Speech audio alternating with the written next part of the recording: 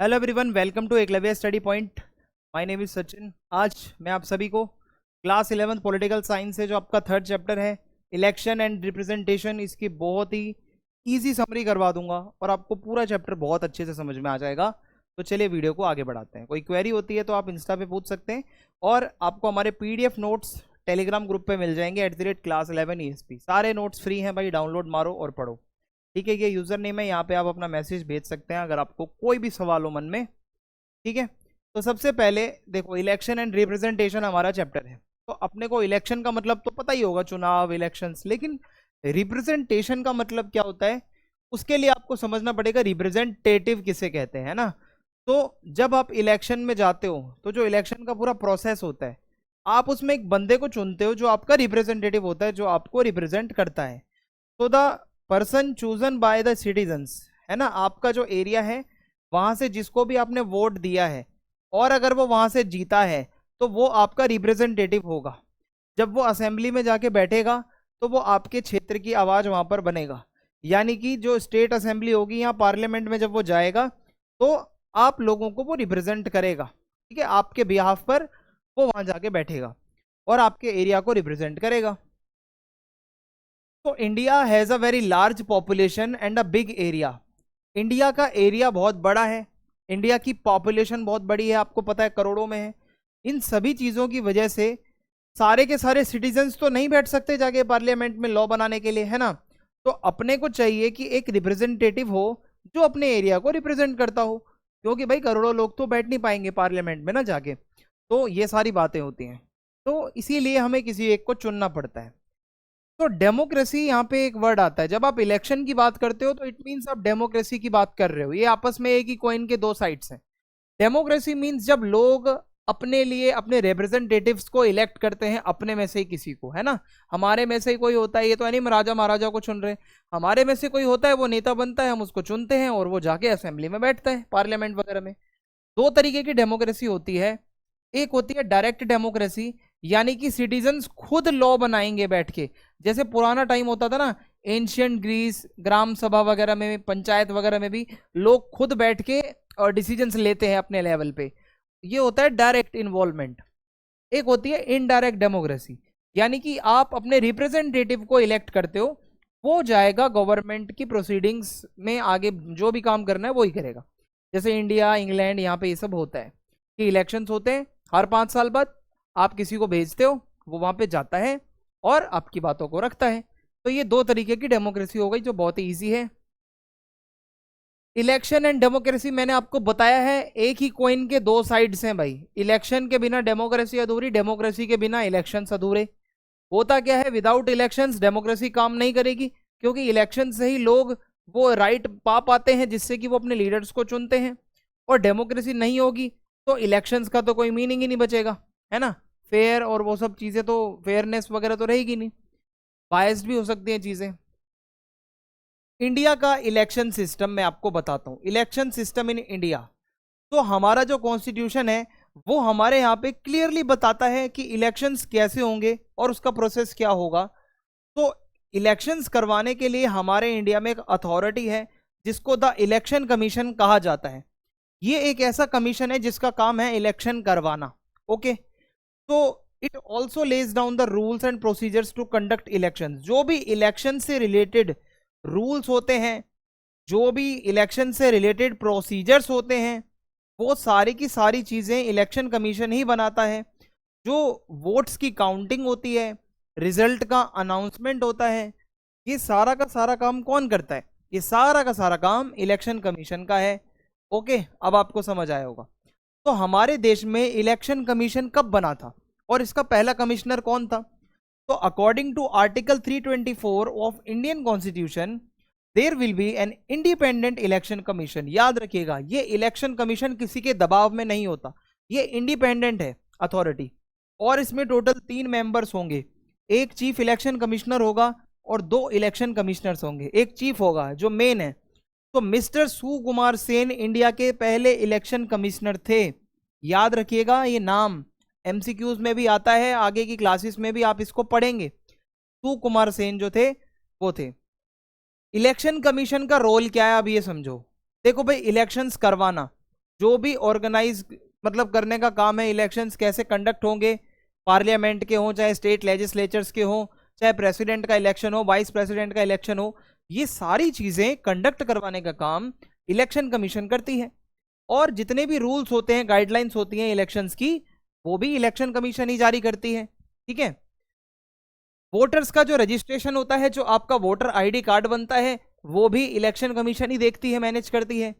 जितनी भी कैंपेनिंग होती है ना, प्रचार प्रसार होता है, भाई देखो अगर कोई इलेक्शन में लड़ेगा तो वो अपना प्रचार भी करेगा, तो जितना भी प्रचार प्रसार होता है उस सभी के ऊपर निगरानी रखना भी किसका काम है, इलेक्शन कमीशन का। और वोट्स की काउंटिंग करना और उसके बाद रिजल्ट डिक्लेयर करना कि विनर कौन है ये बताना। ओके, विनर को भी बताने का काम इसी का है। और फेयरनेस के साथ इलेक्शन हो, कोई बायसनेस ना हो, कोई करप्शन ना हो, कोई धांधली ना हो, इलेक्शन स्मूथली हो जाए, ये इसका मेन काम है। तो अब इंडिया में जो इलेक्शन का सिस्टम चलता है, वो दो चीजें हैं जो आपको मैं पढ़ाने जा रहा हूं, यही आपके पेपर में आता है। तो दो तरीके के इलेक्शन इलेक्टोरल सिस्टम है। पहला है first pass the post system और दूसरा है प्रोपोर्शनल रिप्रेजेंटेशन सिस्टम। एक एक चीज बहुत बारीकी से समझाऊंगा, ध्यान से सुनना। ये है एफपीटीपी वर्सेस पीआर, दोनों में से कौन बढ़िया है। तो एफपीटीपी कैसे काम करता है, देखो, the candidate who gets the highest vote in constituency wins.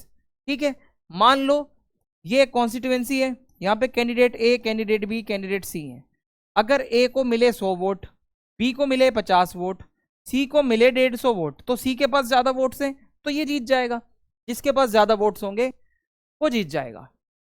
Proportional representation में क्या होगा, जो पार्टी होगी, फॉर एग्जांपल एक पार्टी है बीजेपी, तो BJP gets seats in proportion to the total votes they receive. जितने टोटल वोट्स उनको मिले होंगे उसी के प्रोपोर्शन में उनको सीट्स मिलेंगी। ठीक है, ये प्रोपोर्शनल रिप्रेजेंटेशन है, जितने वोट लाओगे उतनी सीट ले जाओ वापसी में। ठीक है, नंबर ऑफ रिप्रेजेंटेटिव्स कितने होते हैं, तो देखो एफपीटीपी में हर कॉन्स्टिट्यूएंसी से एक रिप्रेजेंटेटिव होता है। देखो जैसे मान लो ये दिल्ली है, दिल्ली में कई एरिया बांट रखे हैं, हर एरिया से अलग बंदा चुनाव लड़ता है। तो एक चुनाव का जो एरिया होता है उसको आप कहते हो कॉन्स्टिट्यूएंसी, जहां पे आप रहते हो, जहां से बंदा आपका चुनाव लड़ेगा। तो हर कॉन्स्टिट्यूएंसी में से एक बंदे को चुना जाता है, एक एमएलए बनता है। और पीआर सिस्टम में बहुत सारे रिप्रेजेंटेटिव आते हैं एक बड़े एरिया से। ओके, इसमें ये डिफरेंस है, उसमें एक ही है और उसमें बहुत सारे। विनिंग रूल क्या है, देखो एफपीटीपी में जो कैंडिडेट सबसे ज्यादा वोट्स लाएगा वो इलेक्टेड हो जाएगा, वो जीत जाएगा जिसके पास ज्यादा वोट है। और इसमें क्या होगा, seat shared according to parties percentage of votes. तो जितनी परसेंटेज आप वोट लाओगे उतनी सीट्स आपको शेयरिंग में मिल जाएंगी, उतनी सीट्स आपको मिलेंगी। रिप्रेजेंटेशन की बात करें तो भाई एफपीटीपी में बड़ी पार्टियों का फायदा होता है, छोटी पार्टियों को सीट्स कम मिलती है, क्योंकि इसमें क्या है, जो ज्यादा वोट लाता है वो जीत जाता है ना, जिसके पास ज्यादा सपोर्ट होता है। और पीआर सिस्टम क्या है, ये सभी पार्टीज के लिए बहुत फेयर है, क्योंकि इससे क्या एक एक वोट की कीमत होती है, रिफ्लेक्ट्स वोटर डाइवर्सिटी बेटर। ये थोड़ा सा बेटर है, कह सकते हो कि डाइवर्सिटी नजर आती है इसमें। गवर्नमेंट कैसे बनती है, देखो एफपीटीपी सिस्टम में can give a majority government even if party does not have majority votes. भाई अगर आपके पास मेजोरिटी वोट हो ना हो, आप अगर बाकी सबसे आगे हो ना एक वोट भी, तो आप वहां पे गवर्नमेंट मेजोरिटी से बना रहे हो। और इसमें पीआर वाले में क्या होता है, पावर शेयर होती है, एक नहीं अनेकों पार्टियां मिलकर रूल करती हैं, कोalition हो जाता है, गठबंधन। कॉम्प्लेक्सिटी की बात करें तो भाई एफपीटीपी बहुत सिंपल है, आपको समझ आ गया होगा इजीली, आपको भी एक ही बार में समझ आ गया, जो ज्यादा वोट ला रहा है वो जीत रहा है। लेकिन ये थोड़ा सा कॉम्प्लेक्स है, इसमें कैलकुलेशन ज्यादा करनी पड़ती है, प्रोपोर्शनल वो रिप्रेजेंटेशन होता है। वोटर इंपैक्ट की बात करूं, votes for losing candidates are wasted. जो कैंडिडेट हार रहा है, फॉर एग्जाम्पल एक कैंडिडेट को मिले 50,000 वोट्स, दूसरे को मिले 51,000, वो 1,000 वोट से जीत गया, और ये जो 50,000 लोगों ने इसको वोट डाले थे वो सारे के सारे पानी में गए, वेस्ट। तो ये एक कमी है। लेकिन इस वाले में क्या होता है, हर एक वोट काउंट होता है फाइनल रिजल्ट में, तो आप मान के चलो कि इसमें वोट्स की वेस्टेज नहीं होती है, एक एक वोट की कीमत होती है। आगे बढ़ते हैं अब। फिर है why was the FPTP system accepted in India. हमारे भारत में एफपीटीपी सिस्टम को ही एक्सेप्ट क्यों किया गया, क्योंकि देखो बहुत सिंपल है, मैंने आपको बताया कि एक बहुत बड़ा एरिया है, ठीक है, वहां से कैंडिडेट ए है, कैंडिडेट बी है, कैंडिडेट सी है, कैंडिडेट डी है। भाई सिंपल सी बात है, ए को मिले 50 वोट, बी को मिले 40 वोट, सी को मिले 30 वोट और डी को मिले 100 वोट, तो डी जीत जाएगा। ये सारे वोट इनके वेस्ट हो गए, ये बंदा जीत गया। ओके, सिंपल है, सबको समझ आ जाएगा, वोटर्स को भी समझ आ जाएगा। और जहां पे इंडिया जैसा देश जिसकी पॉपुलेशन इतनी बड़ी है 140 करोड़ से भी ऊपर, तो उन लोगों के लिए तो ये बहुत ही अच्छा है। और वोटर्स को पता होता है पर्सनली आप किस कैंडिडेट को वोट डालने जा रहे हो, है ना, आपको कोई दिक्कत नहीं होती, आप जानते हो आपका वोट किसको पड़ेगा। अगला टॉपिक है universal adult franchise. Universal adult franchise का मतलब होता है राइट टू वोट, मतलब right to vote for everyone. आप सभी को एक राइट दिया जाएगा जिसके थ्रू आप वोट डाल सकते हो अगर आप एलिजिबल हो। एलिजिबिलिटी का मतलब क्या होता है कि आप 18+ हो, है ना, और ये राइट सभी को इक्वली दिया जाता है। आपका रिलीजन कुछ भी हो, आपका कास्ट कुछ भी हो, आपका जेंडर या सेक्स कुछ भी हो, मेल फीमेल ट्रांस कुछ भी, आपको राइट दिया जाएगा वोटिंग का। और इससे क्या है, बहुत ही हमारी डेमोक्रेसी स्ट्रांग होती है कि जब सभी को राइट मिलता है वोटिंग का। ओके, तो ये है यूनिवर्सल एडल्ट फ्रेंचाइज, यानी कि सभी लोगों को वोट डालने का राइट देना। अब देखो, हमारा जो इलेक्शन सिस्टम है इसमें कुछ फॉल्ट हैं, कुछ कमियां हैं।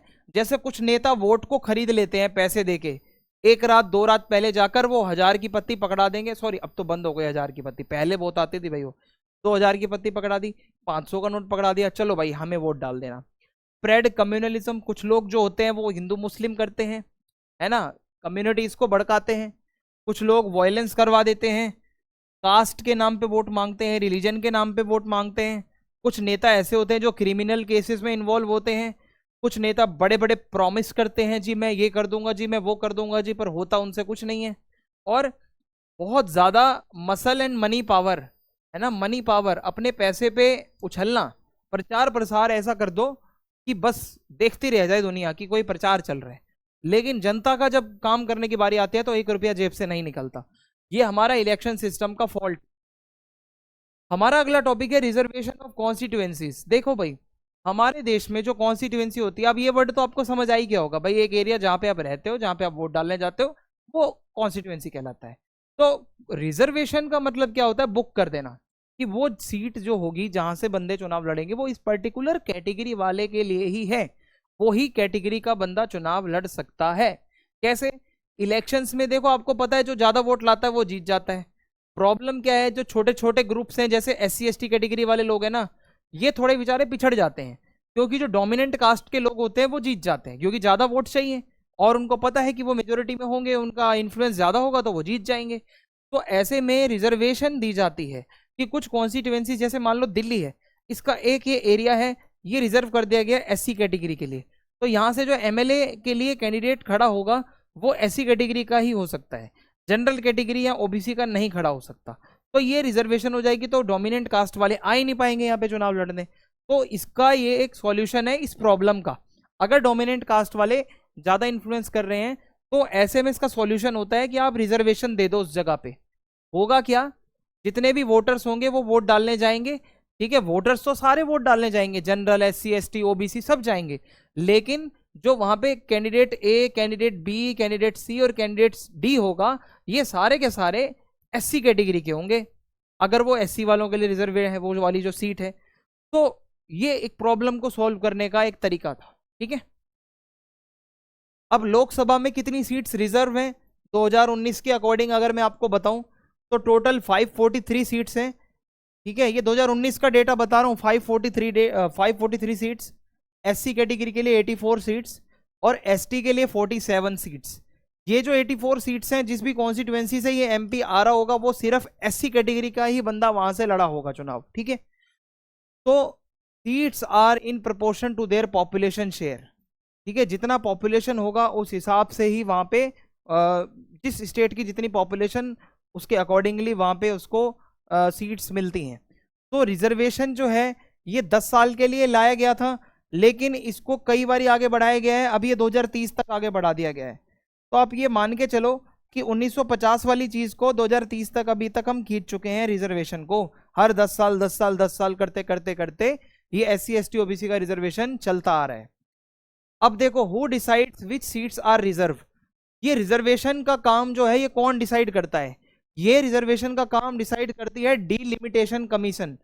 डीलिमिटेशन कमीशन का काम ही यही होता है कि कौन से एरिया को रिजर्व करना है और कौन से को नहीं। तो इसमें president, appointed by president plus work with election commission, ठीक है, इसको कौन अपॉइंट करता है? प्रेसिडेंट। और ये इलेक्शन कमीशन के साथ मिलकर डीलिमिटेशन कमीशन काम करता है। होता क्या है, पूरे स्टेट में काउंट किया जाता है कि कितने SC और ST लोग रहते हैं। एक फिक्स कोटा होता है, ठीक है, उस स्टेट में SC कैटेगरी का या ST का जितने भी लोग हैं उनके लिए फिक्स कोटा होगा भाई। Reserve constituencies highest SC ST population, जिस भी स्टेट में सबसे ज्यादा SC कैटेगरी के लोग रहते होंगे, ST कैटेगरी के लोग, तो वहां पे वो रिजर्वेशन दे दिया जाएगा। और SC spread across regions since evenly distributed, जितने भी SC कैटेगरी के लोग होंगे वहां पे वो सारे के सारे लोगों के लिए ये रिजर्वेशन होगा। और सीट्स चेंज होती रहती हैं।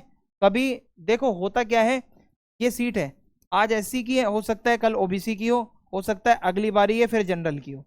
तो ये रोटेशन चलती रहती है, ऐसा नहीं होता फिक्स हो गया कि वो SC के लिए वही सीट्स रहेंगी हमेशा।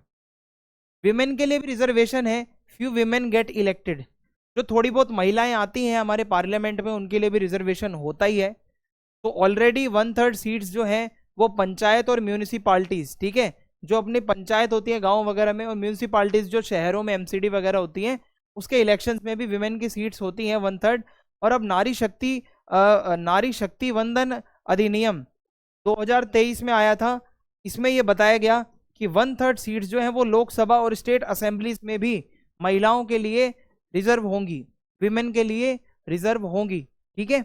ये पहले सिर्फ पंचायत और म्यूनिसिपालिटीज में ही था। तो ये इलेक्शन और रिप्रेजेंटेशन का सिस्टम है, ठीक है, जो मैंने आपको पूरा समझाया। अगर आपको समझ आया है आप प्लीज फीडबैक लिख देना, वीडियो को शेयर कर देना, लाइक करें और चैनल को सब्सक्राइब करें। जय हिंद, जय भारत।